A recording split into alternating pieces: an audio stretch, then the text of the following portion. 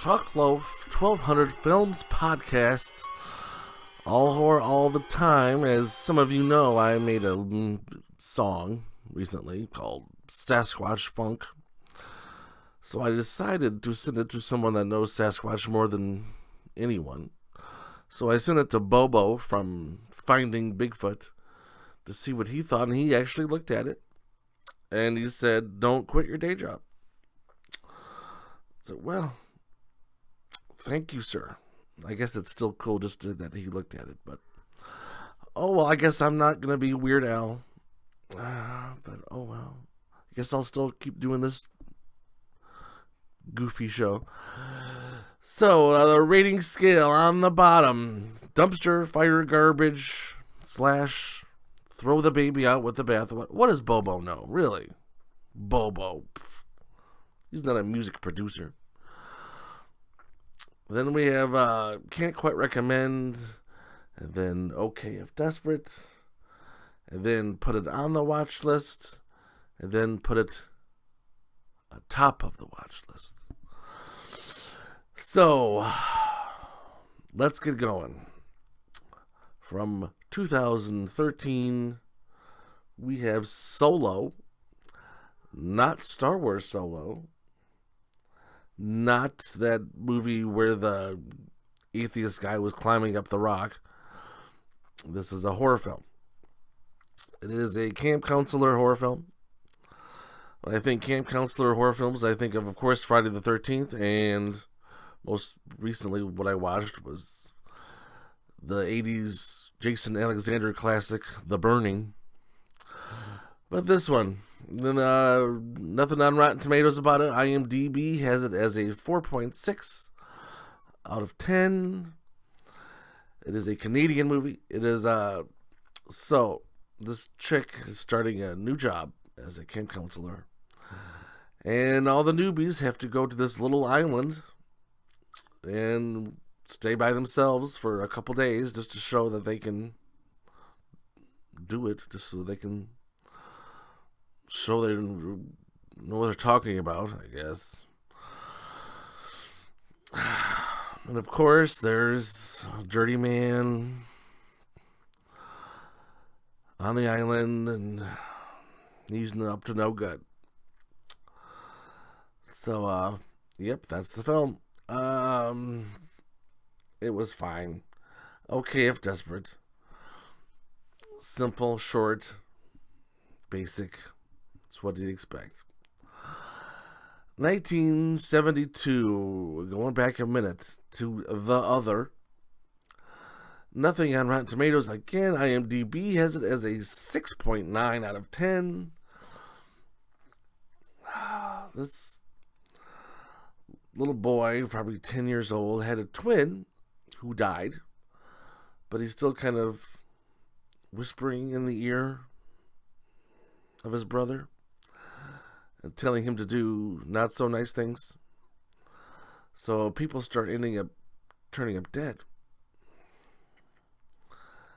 And it takes them a while to figure it out. But and damn, the boy in this movie, I swear he spends a third of the film sprinting from one place to the other. "Come here, Henry, it's time for dinner." There's, of course, Henry's a mile away, out in the barn or wherever. So they have to show him running as fast as he can from wherever he is to wherever he's got to go. And this happens. They could have cut 10, 15 minutes out of this movie just if they cut the running. And this also co-starred a very, very, very young John Ritter from Three's Company, I'm sure. Many remember him. But yeah, he co-stars in this. For 1972, it wasn't horrible. I'd say okay if desperate. It's fine. 2020, we got 5 films on the show today from 2020. This one is called The Lie. Critic rating 42%, audience score of 39. This was one of the special Blumhouse October releases for Amazon. And the premise was mighty interesting. What do you do when your daughter comes up to you and says, "Hey, I killed my best friend. What should I do?" Do you go directly to the police like a normal human being, or do you say, "Whoa, let's see if we can cover this up so things can spiral out of control and everything turns upside down"? So, well, of course, the parents decide, let's keep this hush hush.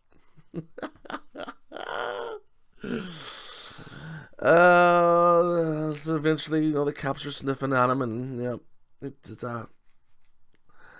I thought it was better than the ratings it got, but it was all right. Not really a horror, a dark drama, I guess I would put it. But yeah, it was fine. Another okay if desperate. Moving on, next, 2020, The Wretched. Critic rating 74%, audience score 46. Rotten Tomatoes currently has this ranked as the 34th best horror film of this year. It was okay. It's basically another one of your teen screams, kind of amped up a notch or two. It's not quite as bone dry as I Know What You Did Last Summer, or one of those films, but it's a little bit better than that, because it's a little darker and it's not quite so silly. It's serious, but it's it's twisted. Will it make my top 10 in the year? No. Will it make my honorable mentions for the year? Probably not. But as a film, it's fine. Okay, if desperate. I know we're on a stretch here. Well, that's about to change here. Next one. 2019 Kindred Spirits. Critic rating 90%. Audience score is 67. This got a lot of buzz last year as a top 10 horror film from 2019, but so this chick, she comes back into town, back into this family's life that hasn't seen her in years and years and years and years. She was a trusted friend, and she starts weaseling her way back into the family's life and tweaking things and making life difficult and weird, and they can't quite figure out who's doing this, but it's the returning friend. It's quite clear, quite obvious. I'm not giving away anything. You'll catch this quick. But this is a horror movie for teenage girls. Beyond that, I can't quite recommend. So, yeah. Next one. 2020, Alone. Critic rating 94%. Audience score 58. There's been a lot of stalker movies lately. A lot of kidnapping movies lately. And this is another one. Is it better than most of them? Yes. Is it anything you have to see right away? No. This chick gets kidnapped by this guy, and he keeps her hostage for a minute, and she runs away, and he's chasing after her. That's the film. The stalker guy, though, is pretty creepy. He's like, what would happen if William H. Macy and Kiefer Sutherland had a baby, and it grew up to be a stalker? That's what he is. So, again, sadly, okay, if desperate. 2 more films. None of them are okay if desperate. 2020, the Mortuary Collection. Critic rating 96%. Audience score 87. Rotten Tomatoes also has this listed as the 6th best horror film so far this year. And you know what? It's pretty good. It's pretty awesome. It is a anthology film, and usually those are at best okay. And this is better than okay. It's pretty good. It revolves around this chick applying for a job at this mortuary. This very elderly man there, and she keeps asking to she's telling him to tell her some stories from over the years, and varying levels of creepy and weird and gross. But you know what? They're all good. There's nothing really bad. There's no slow parts, no bad stories. It's all good. So for that, I would say put it on the watch list. Check it out. Although if you watch this movie, Mortuary Collection, back to back with Books of Blood, which I will be reviewing on the next show, you won't be able to distinguish the difference. So keep them separate. Keep them separated. All right, now time for the feature review from 2020, The Cleansing Hour. And cut. Nice job, everybody. Good show. I gotta think. Man. Follow monitors. Let me lead. All right, everybody, here we go. 3, 2.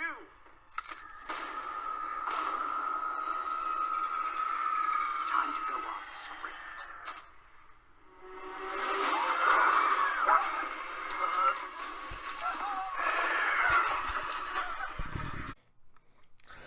2020, The Cleansing Hour. Critic rating 78%. Audience score 76. I give huge bonus points for originality and creativity and fresh takes on horror genres, and this is it. This phony looking priest who looks more like a Jesus looking male model has this internet show where he does exorcisms, and it's all phony and fake. And then he wants to step it up a little, so he wants to do one where it looks real, but it obviously is not. But the actor that was supposed to show up to be the possessed person doesn't make it, so they have to start the show without them. So the producer just throws his girlfriend in there and says, "This is what we got, so we're gonna go with this. Do your best." And quickly they realize either she's a really great actress or she's really possessed. And when things start flying around and people start spontaneously combusting, they realize pretty quickly the poo hit the fan and things just got real. And the demon that possesses this woman is so raw. It takes everyone that's alive in the room and exposes their worst, deepest, darkest secret and puts them through the worst possible stuff you can think of.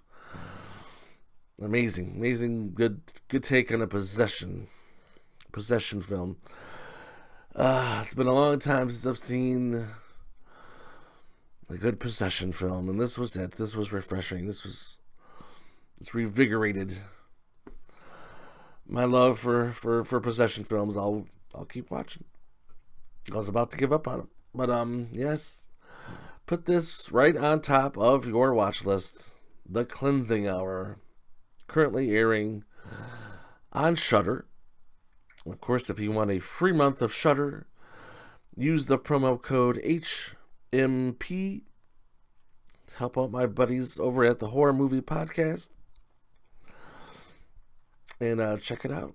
On the next show, couple of 80s films. Deadly Friend and Hack-O-Lantern. Yeah, we're getting pretty obscure stuff here. Then we will be reviewing the aforementioned Books of Blood, which is on Hulu. And then we will be watching a foreign film. I haven't done a foreign film in forever, and I think I figured out why 2 years ago when I was attempting the Guinness record for films watched in a year. I watched a film called Shin Godzilla, and it was brutal. It was horrible.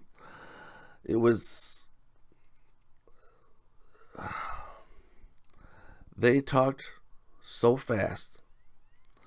And there would be scenes in like 20 minutes of talking, and then like 2 minutes of Godzilla.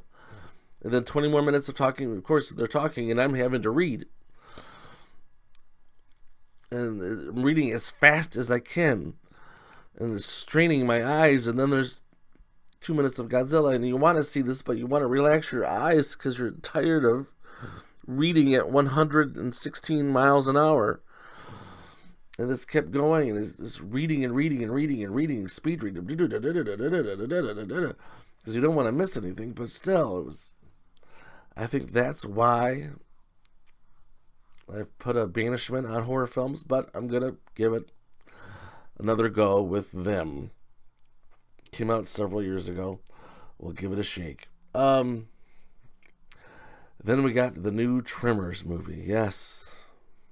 Still popping out Tremors movies. Tremors, Shrieker Island.